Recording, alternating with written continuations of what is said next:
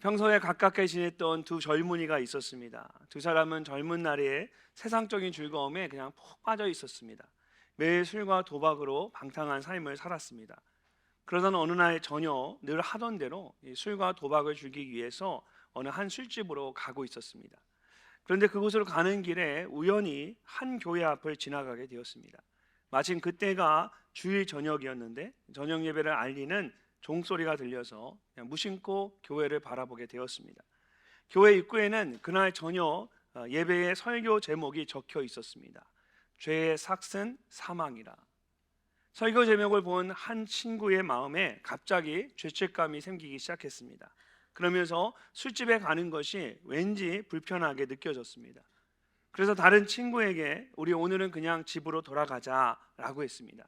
그래서 그 친구가 말도 안 된다는 듯이 말했습니다. 무슨 소리 하는 거야? 제대로 한번 즐기고 가야지. 아직 아무것도 못했는데 왜 다시 돌아가? 결국 그 친구는 그대로 술집으로 갔고 다른 한 친구는 가던 길을 돌이켰습니다. 그리고 돌아오는 길에 교회에 들어가서 처음으로 예배를 드렸습니다. 예배를 드리는 가운데 큰 은혜를 받게 되어서 예수님을 믿게 되었습니다. 그렇게 하나님을 만난 그 청년은 그때부터 신앙 안에서 새로운 삶을 살게 되었습니다. 그리고 30년 후에는 미국의 대통령이 되었습니다. 그가 바로 두 번이나 대통령으로 선출되었던 클리브랜드 대통령입니다. 그는 미국 역사상 가장 사랑받고 존경받는 대통령들 중에 한 사람이었습니다. 그래서 지금도 그의 얼굴이 미국의 지폐에 인쇄되어 있습니다. 그렇다면 그와 가장 가깝게 지냈었던 그 친구는 어떻게 되었을까요? 혼자 술집으로 향했던 그 친구는 이후에 30년 동안 계속해서 술과 도박에 빠져 있었습니다. 그리고 온갖 나쁜 죄를 지으면서 감옥을 드나들었습니다. 그러던 중에 감옥에서 우연히 신문에 난 클리브랜드 대통령의 취임 기사를 읽게 되었습니다. 그때 내가 클리브랜드와 함께 올바른 선택을 했으면, 그때 내가 클리브랜드와 같이 바른 선택을 하고 내 인생을 살았다면, 땅을 치고 통곡하며 후회했지만 아무 소용이 없었습니다. 30년 전 각자의 선택으로 인해서 이제 그들은 너무나 다른 인생을 살아가고 있었습니다.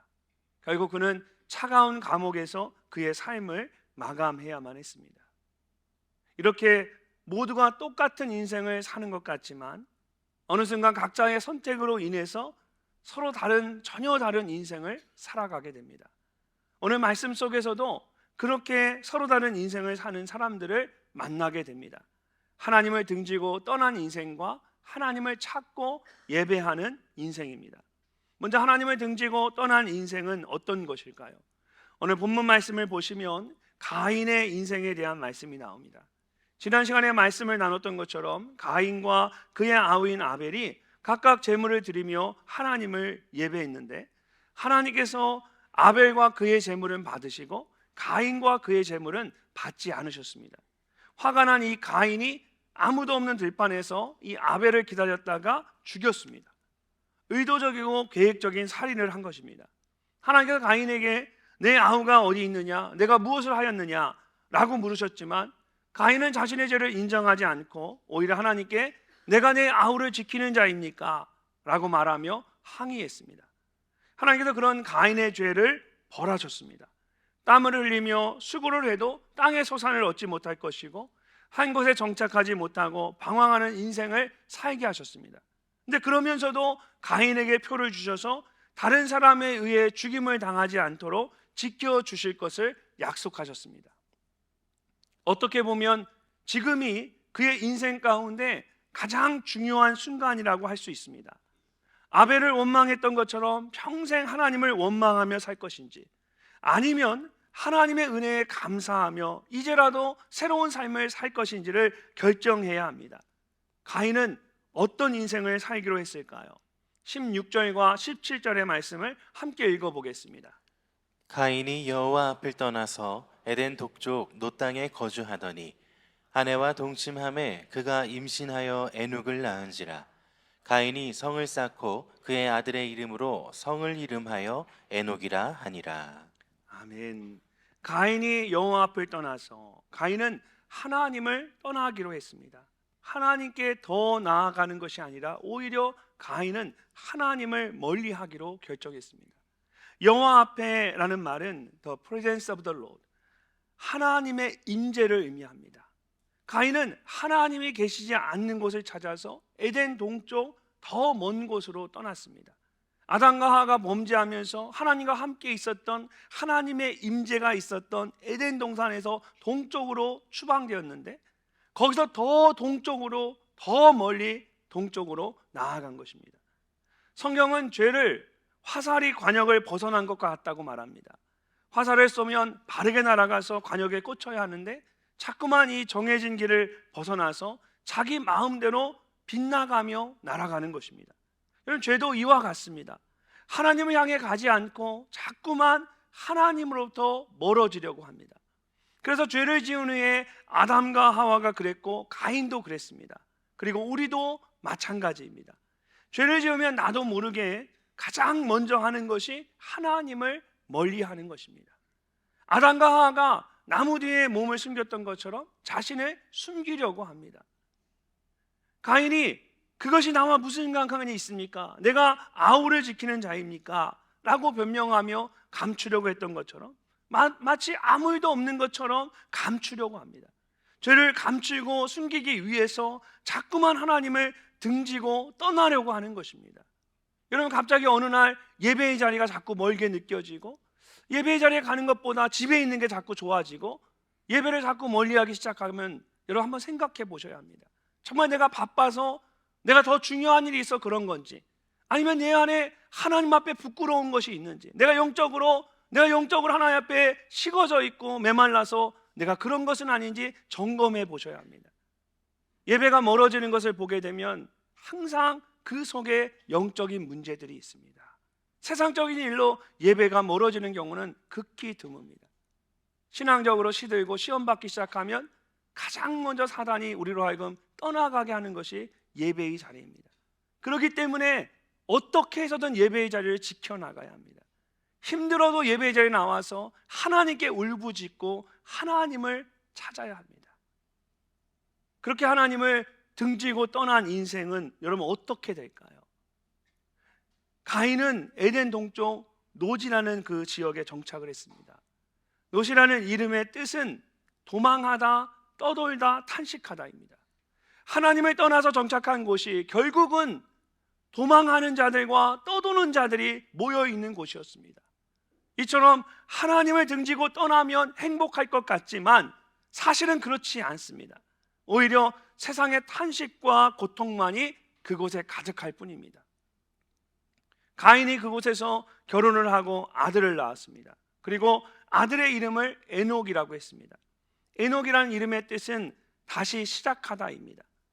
가인의 마음 가운데 과거를 지워버리고 새롭게 시작하고 싶은 그런 마음이 있었던 것입니다.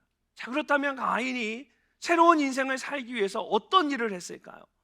그곳에 성을 쌓고 아들의 이름을 붙였습니다. 가인이 성을 쌓고 그의 아들의 이름으로 성을 이름하여 에녹이라 하니라. 가인이 성을 쌓고 가인이 쌓은 성은 스스로를 보호하는 요새와 같은 것이었습니다.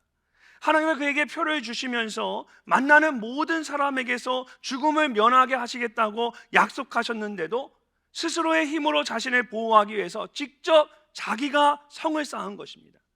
이것은 하나님에 대한 불신이었고 도전이었습니다. 이렇게 성을 쌓는 것이 잠시는 나의 인생에 도움이 될지는 모르지만 그러나 결국은 바벨탑과 같이 하나님에 대한 어리석은 도전일 뿐입니다. 인간이 쌓아올린 바벨탑은 언젠가 한순간에 무너져 내리기 때문입니다.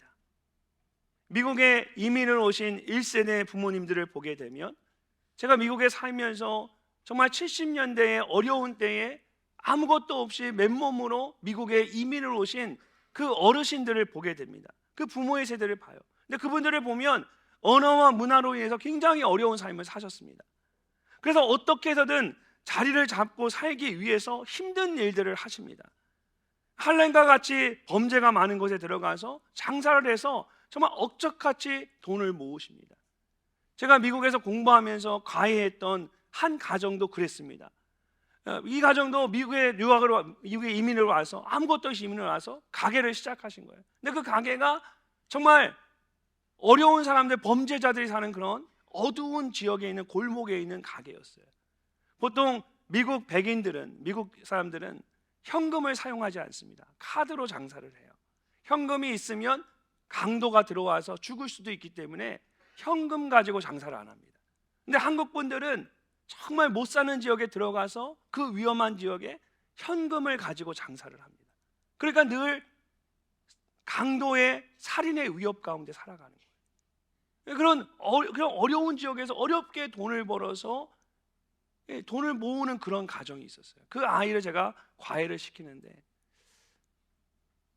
그분이 일주일 내내 아침부터 저녁까지 일하시고 유일하게 하는 것이 뭐냐면 주일날 저녁에 제가 그렇게 복음을 엄청 열심히 전하는데 끝까지 복음을 안 들으시거든요. 주일날 저녁에 가게 문을 일찍 닫고 근처에 있는 카지노를 가십니다.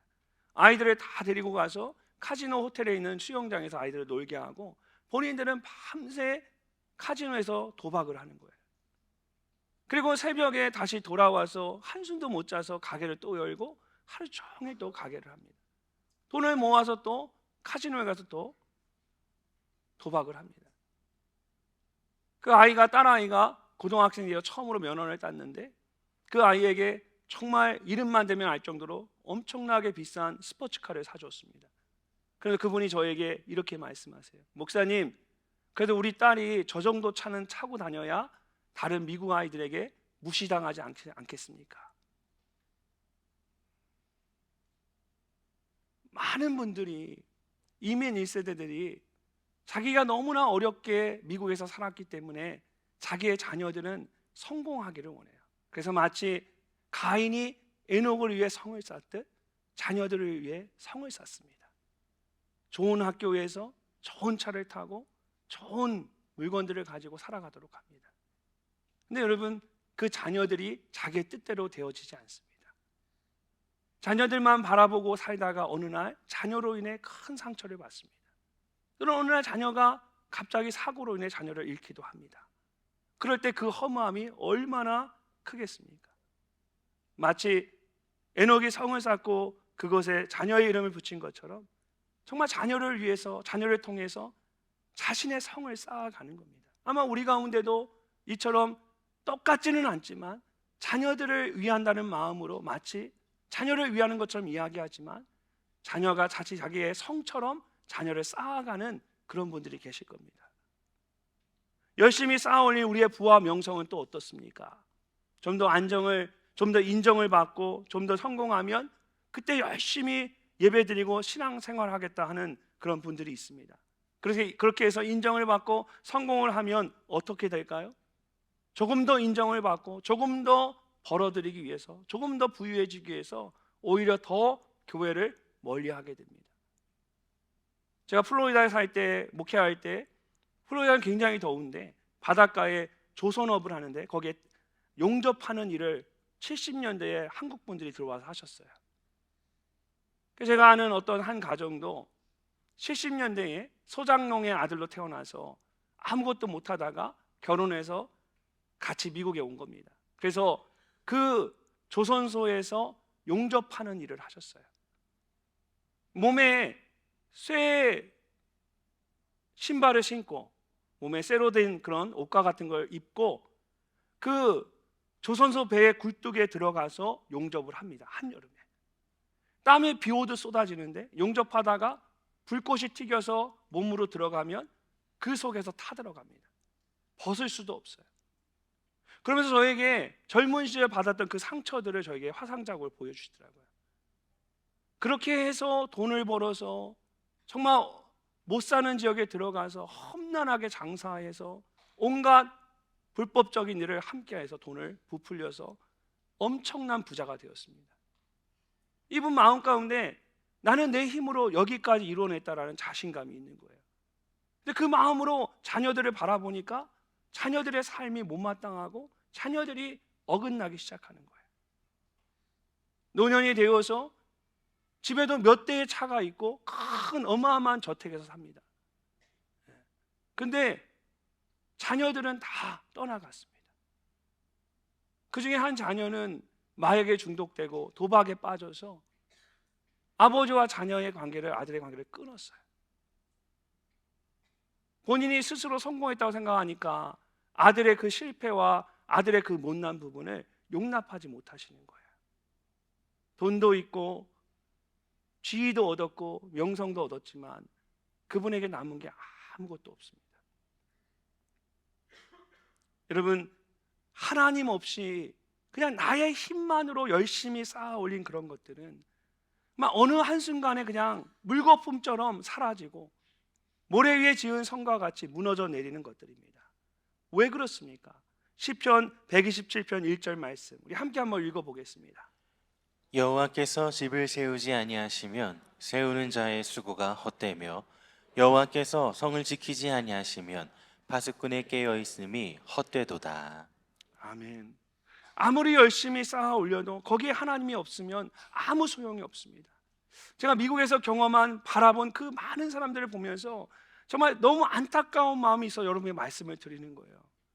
저는 지금부터 계속해서 이런 이야기를 많이 할 수가 있어요. 미국에서 이민자들을 보면서 그분들의 삶을 보면 제가 마음의 안타까움이 있어요. 그렇게 열심히 일하고 그렇게 힘들게 살아가는데 그게 하나님이 없는 그 인생을 보게 되면 너무나 불쌍하고 안타까운 거예요. 바벨탑이 한순간에 무너져 내린 것처럼 여러분, 언제 어떻게 무너질지 모르는 위태로운 인생입니다. 그러므로 내 힘으로 무엇을 하겠다고 하나님을 등지고 떠나서 하나님 없이 무엇인가를 하는 것은 가장 어리석은 행동입니다.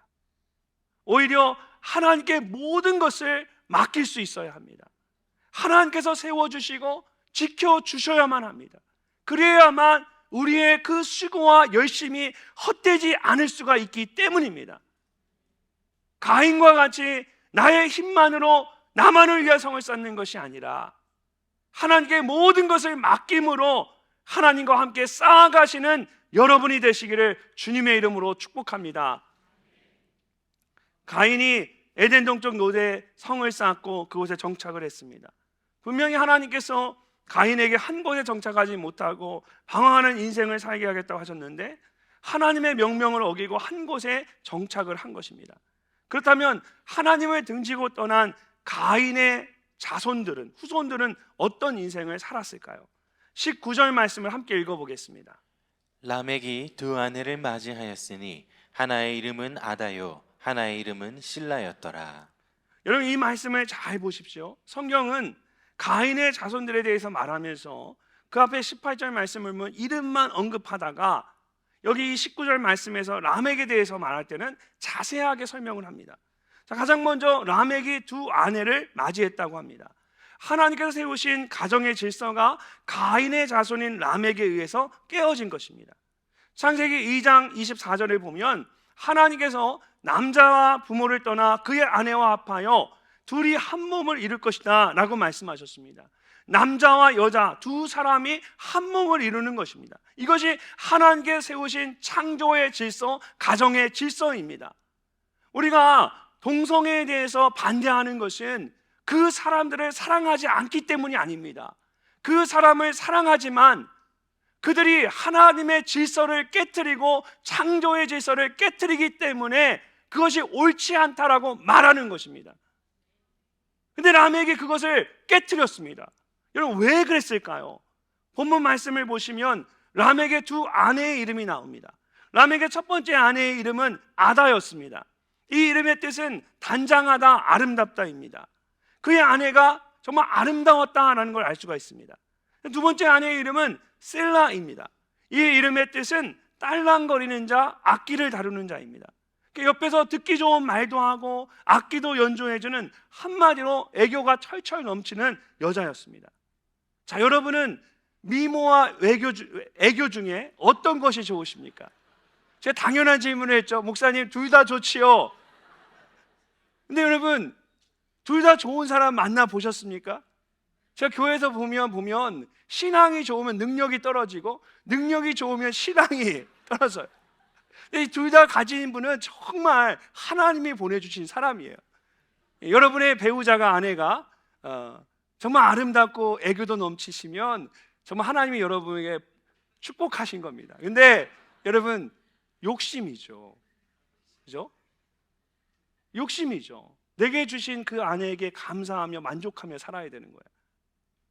근데 라멕은 그런 자신의 욕심을 채우기 위해서 하나님께서 정해놓으신 이 가정의 질서를 깨트리고 두 여인을 모두 아내로 맞아들였습니다.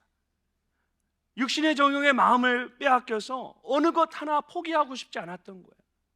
아름다운 여인을 보니까 아내로 삼고 싶었고, 아름다운 여인과 살고 있는데 여기 애교가 넘치는 여인을 보니까 이 애교 넘치는 여인도 아내로 맞이하고 싶었던 거예요. 그래서 하나님이 세우신 질서를 깨트리고 내 마음대로 내 욕심을 태우기 위해서 두 사람을 다 자기의 아내로 삼았습니다. 하나님께서 이 일에 대해 특별히 말씀하고 있지는 않습니다. 하지만 구약 성경에 나오는 이런 가정들을 보면 결국 복잡한 관계가 가정 안에서 분란을 일으키고 큰 상처를 남기는 것을 볼 수가 있습니다. 여러분, 우리가 이런 욕심에 사로잡혀서는 안 됩니다.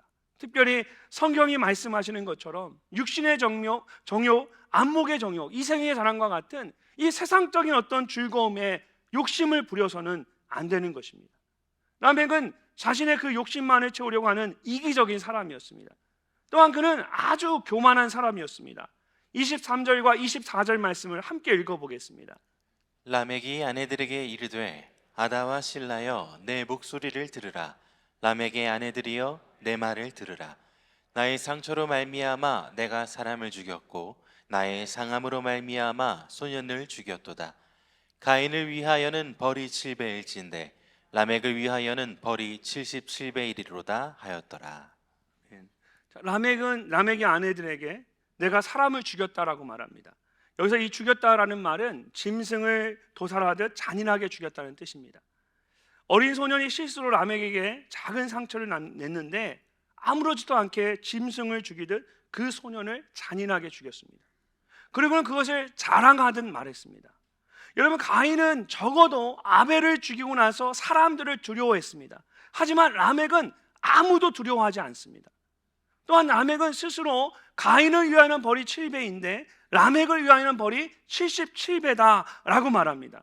이전에 하나님께서 가인을 죽이는 자는 벌을 7배나 내리겠다고 말씀하셨는데 이제 그 말씀을 가지고 라멕이 스스로 자신을 죽이는 자는 77배나 벌을 받을 것이다 라고 말하고 있는 겁니다.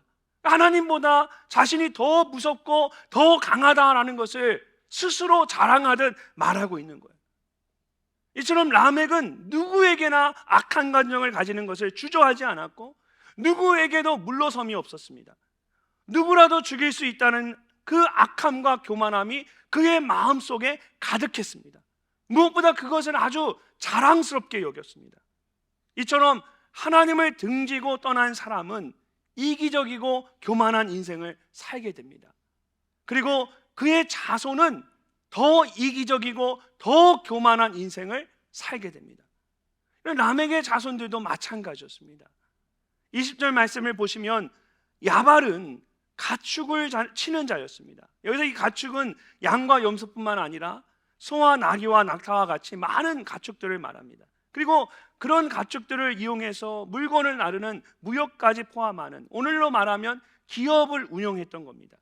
유발은 수금과 통소 같은 악기를 연주하는 자였습니다. 두바이 가인은 구리와 쇠로 여러 가지 기구들을 만드는 그런 사람이었습니다. 유일한 딸이었던 나아마에 대해서는 이름 외에 소개된 것이 없습니다. 근데 그 이름의 뜻이 기쁨, 화려함입니다. 라멕의 자녀들이 했던 일들은 가축들을 통해서 이윤을 창출하고 수금이나 통소와 같은 악기를 연주하고 구리와 쇠로 여러 가지 기구를 만드는 것이었습니다. 이런 것들은 그 자체가 나쁜 것이 아닙니다. 오히려 하나님께서 생육하고 번성하여 땅에 충만하라고 말씀하신 것처럼 이것은 그들이 당연히 열심히 해야 하는 일들입니다. 그런데 본문 말씀을 자세히 보시면 하나님께서 라멕의 자녀들이 하는 일들을 좋은 의미로 말씀하시는 것 같지 않습니다. 왜냐하면 라멕의 세 아들의 이름이 야발, 유발, 두발 가인인데 놀랍게도 이 세 명의 이름이 모두 행진하다라는 뜻에서 왔습니다. 영어로 말하면 퍼레이드라고 해서 모두 축제와 관련된 이름입니다. 기쁨과 화려함을 의미하는 딸의 이름도 마찬가지입니다. 이것은 람에게 자녀들이 하나님을 등지고 떠나서 자신만을 위해 살아가는 당시의 타락한 세상의 문화를 대표하는 인생을 살았다는 것입니다. 마치 퍼레이드를 하듯이 축제를 즐기며 즐기는 인생을 살았던 겁니다. 제가 미국에서 공부했던 뉴올리언즈에는 매년 마디그라라는 그런 큰 축제가 있습니다. 여러분 아마 토플 공부하신 분들은 지문으로 많이 나왔죠. 그러니까 아마 아시는 분들 많아요. 세계 3대 축제 중에 하나인 만큼 미국에서는 가장 큰 축제입니다.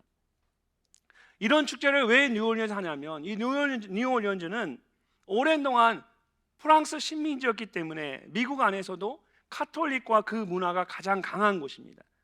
여러분 카톨릭에서는 사순절 기간 동안에 고기와 술을 먹지 않고 경건한 시간을 보냅니다. 그래서 사순절이 시작되는 이 제의 수요일 바로 전까지 마음껏 먹고 마시자 즐기자라는 것이 마디그라 축제의 첫 시작이었습니다. 그렇게 시작이 되었어요. 1월부터 작은 퍼레이드가 막 시작이 되고 이 사순절이 되는 날 그 전날 화요일까지 마디그라 데이가 다가올수록 도시 곳곳에 큰 퍼레이드가 열립니다. 그때 사람들이 화려하게 꾸민 마차 위에 올라가서 목걸이를 던집니다. 왜냐하면 여기가 프랑스 식민지였기 때문에 과거에 프랑스의 귀족들이 뉴올리언즈를 방문하면 마차를 타고 가다가 노예들에게 먹을 것을 던져주고 보석을 던져주고 또 귀한 것을 던져주는 그런 풍습이 있었습니다. 카톨릭에서는 그렇게 하면 하늘에 상급이 쌓인다고 생각했어요. 그래서 지금도 마디그라 데이를 하면서 퍼레이드를 하면서 사람들이 이 트럭 위에 화려하게 마차를 꾸미고 그 위에서 길거리에 서 있는 사람들을 향해서 목걸이를 던집니다. 물론 가짜 목걸이죠. 이 목걸이를 잔뜩 모아서 집에 가져가 보면 아이들이 가지고 놀다 보면 며칠이 지나지 않으면 페인트가 물감이 다 벗겨져서 지저분하기만 합니다. 그런데 여러분 사람이 참 이게 대중심리라는 게 참 무서운 게요. 제가 보니까 아무것도 아닌 그 목걸이를 받기 위해서 이 퍼레이드를 하면 사람들이 막 길 위에 서서 막 소리를 지르고 박수를 치고 또 어떤 사람은 아이들을 이렇게 막 들어 올려서 아이들을 들고 막 어필을 합니다. 목걸이 던져달라고 막 그래서 그 목이 쉬도록 해서 그거를 잔뜩 모아서 가지고 오면 집에 오면 다 쓰레기인데 그냥 그 순간에 자기도 모르게 그냥 저도 그렇게 되더라고요. 건전한 퍼레이드에 갔었는데 저도 모르게 막 저도 어느 순간 소리 지르면서 그 퍼레이드를 막 쫓아가고 있는 거예요. 그런데 여러분 이 다운타운에 열리는 퍼레이드에 가게 되면 어떤 일이 일어나냐면 사람들 중에 어떤 사람들이 화려한 목걸이를 막 흔들면서 바라봅니다. 그리고 이쁜 여자가 있으면 죄송합니다. 이쁜 여자가 있으면 손가락으로 이렇게 표시를 합니다. 손가락 표시를 해요. 그러면 그 여자가 이 반짝반짝거리는 라이트가 막 나오는 목걸이도 있거든요. 그런 목걸이를 받기 위해서 그 사람을 향해 막 춤을 춥니다. 그러면 계속 약을 올리면 나중에 그 여자분이 옷을 벗습니다. 그리고 그 목걸이를 던져줘요. 그렇게 서로 막 뒤엉켜서 밤새도록 술을 마시고 춤을 추며 즐기는 것이 마디그라 축제입니다.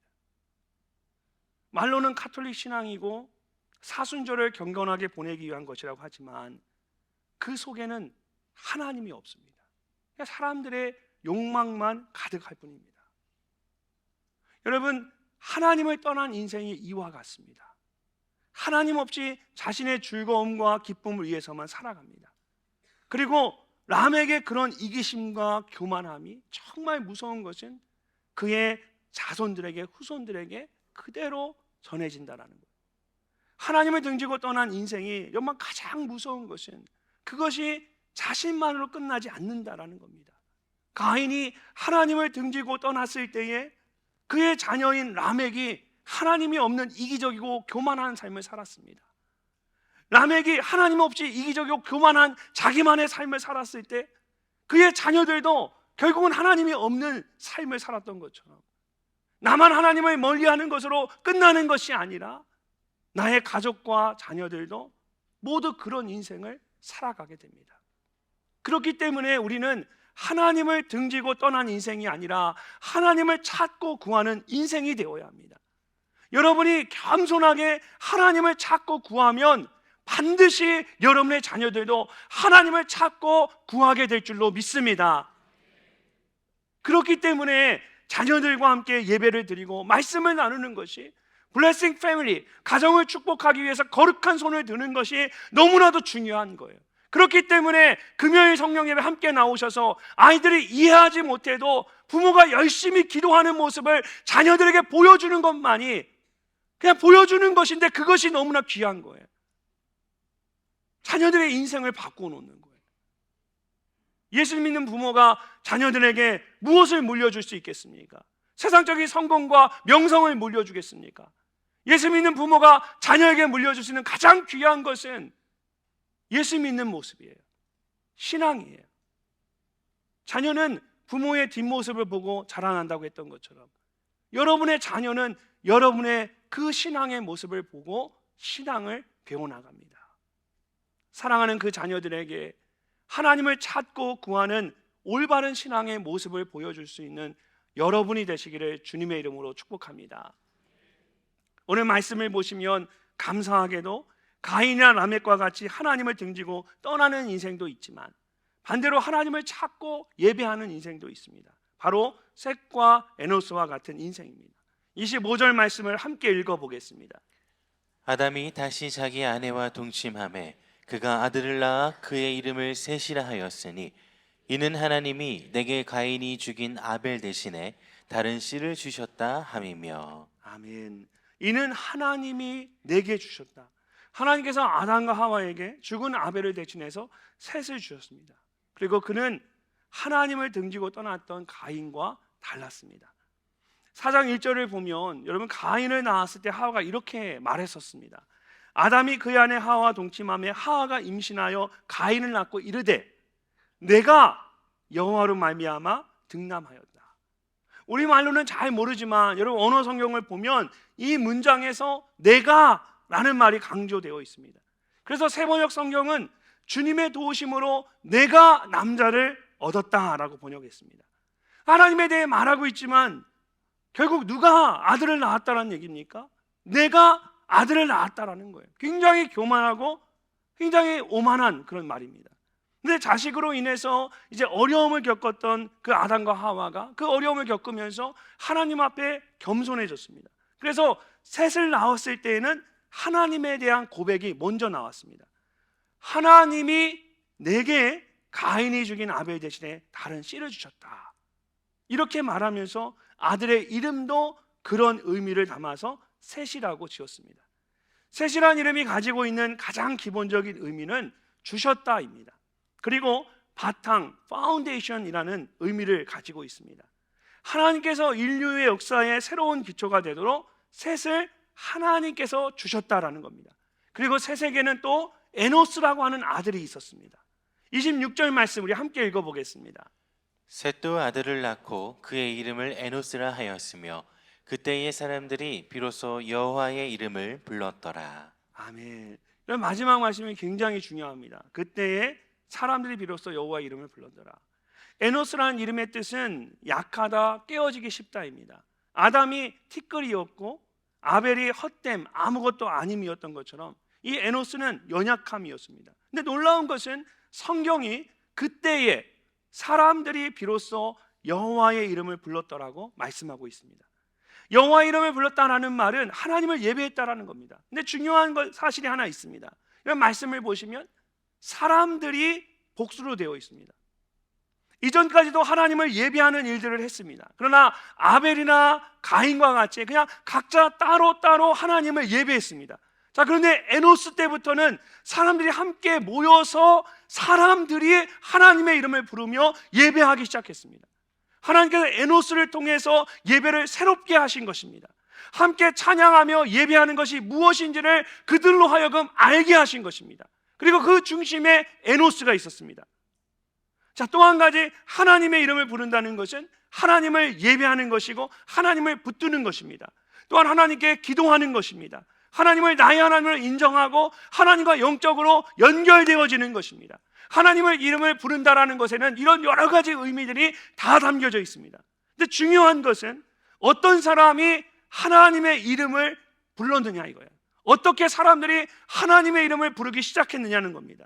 이렇게 하나님을 찾고 예배하는 사람들은 에노스와 같이 하나님 앞에서 스스로를 연약한 자, 아무것도 아닌 자, 티끌과 같이 여기는 자, 그렇게 고백하는 사람들이었습니다.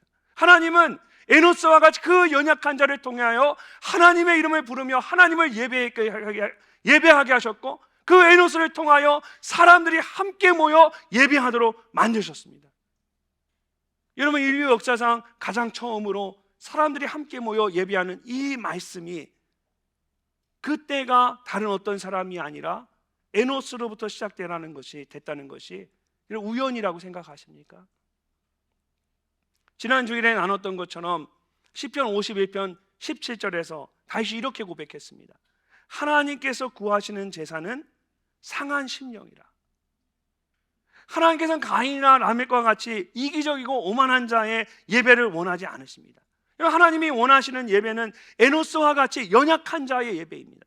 그런 사람들은 상한 심령으로 전심으로 하나님의 이름을 부르며 온전히 하나님을 예배합니다. 시편은 모두가 하나님을 향한 믿음의 고백이고 찬양입니다. 그래서 대부분의 시편들이 예배의 찬양으로 쓰여집니다. 근데 다윗이 그 시편들 중에 절반에 가까운 73편을 다윗이 혼자 썼습니다. 근데 73편의 시편들 중에 대부분이 그가 그의 인생 가운데 가장 힘들었을 때에 쓰여진 시편들입니다. 사울을 피해 광야에서 도망자의 삶을 살았을 때, 우리아의 아내인 밧세바를 범하는 죄를 지었을 때, 아들 압살롬의 반란으로 평생 동안 살았던 예루살렘을 떠나야 했을 때, 모두 그의 인생 가운데 가장 힘들었을 때입니다. 마치 광야에 홀로 서 있는 것처럼, 어두운 광야에 홀로 서 있으면 하늘이 가까이 느껴지고 밤하늘의 별들이 더 또렷하게 보이는 것처럼, 다윗은 그의 인생 가운데 가장 광야와 같은 그 시간에 홀로 광야 가운데서 별처럼 빛나는 하나님을 만나고 하나님을 예배하고 하나님을 찬양하는 일을 했습니다. 시편 62편을 보면 다윗이 넘어지는 담과 흔들리는 울타리 같이 사람을 죽이려고 너희가 일제히 공격하기를 언제까지 하려느냐라고 말합니다. 마치 사방의 담이, 나를 보호하는 그 담이 무너져 내리고 울타리가 흔들리고 진동하고 사방에서 사람들이 공격하는 진퇴양난의 그 위기에 강한 가운데 다윗이 스스로에게 이렇게 고백합니다. 나의 영혼아, 잠잠히 하나님만 바라라. 물은 나의 소망이 그로부터 나오는도다. 오직 그만이 나의 반석이시요 나의 구원이시요 나의 요새이시니 내가 흔들리지 아니하리로다. 도저히 하나님을 예배할 수 없는 위기의 순간 가운데, 그 연약한 가운데 다윗이 자기에게 말하는 겁니다. 나의 영혼아, 하나님만 바라보자. 나의 영혼아, 흔들리지 말자. 하나님 바라보자. 하나님 예배하자. 그리고 하나님은 다윗의 그 연약한 그 예배를 기쁨으로 받으셨습니다. 여러분, 다윗과 같이 땅이 흔들리고 담이 무너지는 그런 어려운 가운데 계십니까? 그렇다면 지금이 바로 여러분이 그 누구보다 하나님을 찬양하고 예배해야 할 때입니다. 힘들다고 해서 하나님을 등지고 여러분 떠나시면 안 됩니다. 하나님을 멀리 하시면 더 이상 여러분에게 소망이 없습니다. 연약한 가운데 하나님을 찾고 예배했던 에노스처럼 하나님을 찾고 예배하실 수 있기를 바랍니다.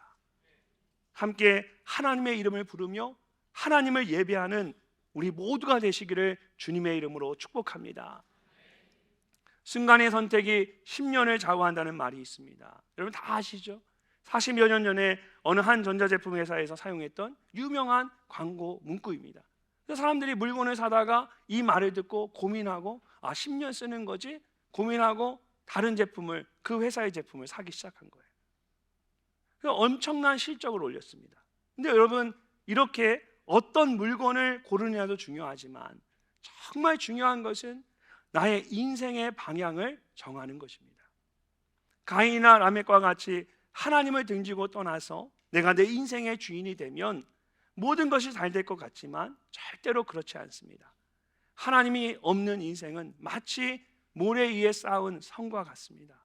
언제 어떻게 무너질지 알 수 없는 어리석고 위험한 인생입니다. 그러나 셋과 에노스처럼 하나님을 내 인생의 주인으로 삼고 하나님을 찾고 예배하는 인생은 다릅니다. 연약한 것 같지만 결코 연약하지 않습니다. 하나님께서 그 인생을 책임져 주시고 지켜주시기 때문입니다. 여러분은 어떤 인생을 살고 싶으십니까? 하나님을 등지고 떠난 가인이나 라멕과 같은 그런 인생을 살기를 원하십니까? 아니면 셋과 에노스와 같이 하나님을 정말 찾고 예배하는 인생을 살기를 원하십니까? 더 중요한 질문을 할까요? 여러분은 여러분의 자녀들이 어떤 인생을 살기를 원하십니까? 여러분의 자녀들이 여러분이 떠난 다음에 어떤 인생을 살기를 원하십니까? 여러분 모두의 인생이, 또 여러분의 후손의 인생이 하나님을 찾고 예배하며 하나님께 더욱 가까이 나아가는 그런 인생이 되시기를 주님의 이름으로 축복합니다.